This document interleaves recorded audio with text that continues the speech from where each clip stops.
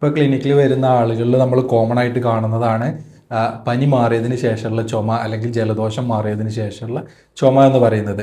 ഇതിനെ post viral cough എന്നാണ് പറയാറ്. ഇത്തരത്തിലുള്ള പോസ്റ്റ് വൈറൽ കഫ് നമ്മൾ കാണപ്പെടുന്നത് ഒരു വൈറൽ അസുഖത്തിന് ശേഷമോ അല്ലെങ്കിൽ ഒരു പനി ഉണ്ടായി മാറിയതിന് ശേഷമോ അല്ലെങ്കിൽ ജലദോഷം വന്ന് മാറിയതിനൊക്കെ ശേഷമാണ്.